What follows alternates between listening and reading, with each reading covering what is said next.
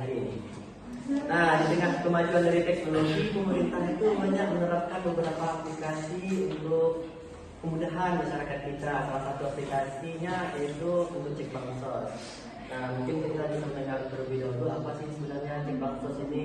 Bisa dijelaskan dan singkatnya oleh rekan kita yang telah hadir juga menemani kita pada episode kali ini.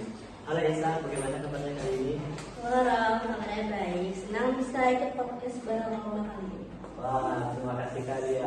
Aku cukup semangat nih melihat kegiatan mengenai pembuatan aplikasi dari cek bansos ini. Mungkin bisa dijelaskan nggak gimana sih sejarahnya? Bisa nih Bang Roman. Jadi kalau bicara tentang sejarah aplikasi cek bansos ini, sebenarnya bukan hal baru ya teman-teman. Saat ini kita dengar bahwa cek bansos ini sudah ada. Sejak lama, pemerintah sudah memiliki berbagai program seperti Raskin, BLT, PKHIA, BPNT. Semua bertujuan meringankan beban masyarakat yang kekurangan, yang berpenghasilan rendah, tapi selama bertahun-tahun penyaluran bansos selalu menghadapi masalah pastinya. Nah, sebelum itu, mari kita ketahui masalah klasik yang ada pada aplikasi bansos ini, cek bansos ini luar online.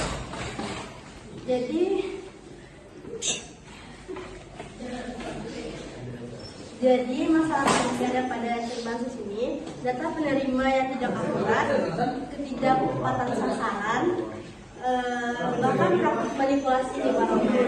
Untuk mengatasinya, pada tahun 2021, Kementerian Sosial meluncurkan yang namanya aplikasi cek bansos ini, yang terhubung dengan data terpadu kesejahteraan sosial atau DTKS.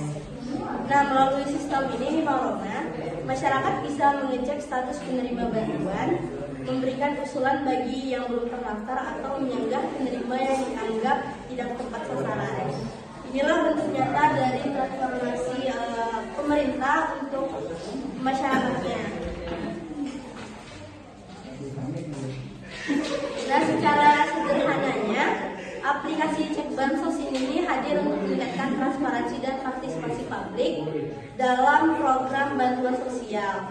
Pengguna cukup mengunduh aplikasi cek bansos ini melalui ponsel, lalu memasukkan nama, alamat, dan sesuai KTP. Dalam beberapa detik, sistem akan menentukan apakah nama tersebut termasuk penerima bantuan atau tidak. Tak hanya itu, aplikasi ini juga menyediakan fitur usul atau sanggah yang memungkinkan warga berperan aktif dalam memperbaiki data bansos. Yang dimaksud dari fitur usul atau sanggah, fitur usul digunakan untuk mengajukan diri sendiri atau orang lain yang dianggap layak menerima bantuan. Sementara sanggah berfungsi untuk melaporkan penerima yang dianggap sanggah berfungsi untuk melaporkan penerima yang dinilai tidak sesuai. Nah, kalau dibalik itu semua nih, masih ada kelebihan dan kekurangan dalam aplikasi cek bansos sendiri. Kalau dilihat dari sisi positif, aplikasi ini membawa beberapa kelebihan yang cukup berarti. Pertama, transparansi data meningkatkan karena masyarakat bisa melihat langsung daftar penerima bantuan tanpa perantara. Jadi warga tidak perlu repot lagi untuk datang ke kelurahan untuk mengecek data dia layak sebagai penerima bansos atau tidak, karena bisa dilihat melalui aplikasi cek bansos sendiri. Kedua, kecepatan dan efisiensi meningkat, warga tak perlu lagi. Nah, namun dibalik kelebihan itu semua, terdapat masalah, yaitu kesenjangan akses digital. Tidak semua masyarakat, terutama daerah terpencil, memiliki ponsel pintar atau jaringan internet yang stabil. Selain itu, literasi digital masyarakat masih rendah nih, sehingga banyak pengguna kesulitan memahami cara kerja aplikasi cek bansos, dan tentu saja masalah teknis seperti data yang belum sinkron, yang sering masih error, dan verifikasi yang lambat juga sering dikeluhkan. Nah, tantangan dan hambatannya juga ada di Maloma. Jadi aplikasi cek bansos ini menghadapi tantangan besar yang tidak bisa dianggap remeh, Salah satunya adalah akurasi dan pembaruan dari DTKS. Kondisi ekonomi masyarakat bisa berubah kapan saja. Ada yang tadinya miskin lalu membaik atau sebaliknya. Nah, jika ada data yang tidak diperbarui secara berkala, maka penyaluran bantuan bisa dikembali tidak tepat sasaran. Tantangan lainnya seperti membuat informasi sensitif seperti identitas dan alamat penerima bantuan. Selain itu, bisa juga terjadi kebocoran informasi data. Maka selain mengembangkan teknologi ini, pemerintah juga perlu memperkuat edukasi publik dan memperluas akses digital agar manfaat aplikasi Cek Bansos ini bisa dirasakan secara menyeluruh kepada masyarakat. Baik, sekian penjelasan dari saya ya, Mbak Roma. Berarti cukup panjang kali mengenai Bansos ini.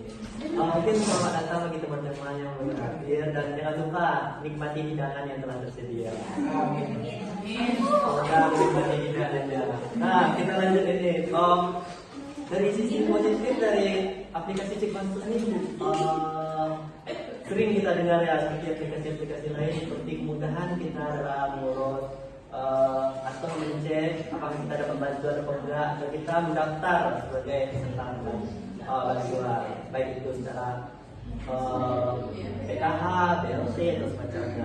Nah, di sisi lain juga kita lihat penjelasan dari Esa ini ada beberapa tantangan. Mungkin tantangan ini juga cukup kemudian bagi kita, seperti salah satunya kita lihat yang sampaikan itu kebocoran data maupun penyalahgunaan data.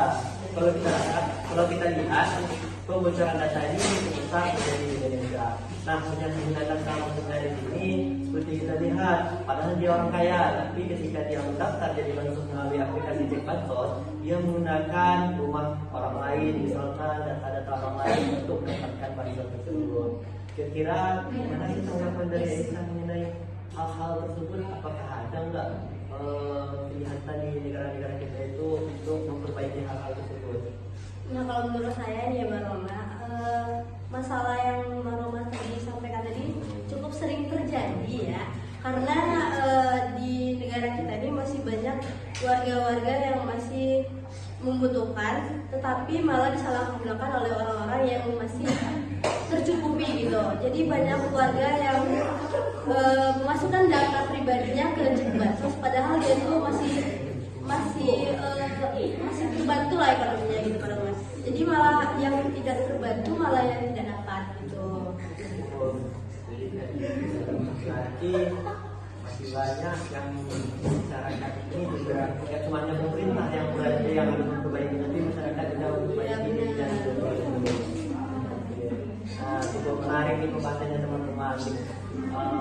Mungkin teman-teman ada nggak kira-kira yang ingin memberikan tanggapan untuk pertanyaan mengenai aplikasi Cek Bansos ini? Mungkin kepada teman-teman yang memberikan tanggapan atau pertanyaan.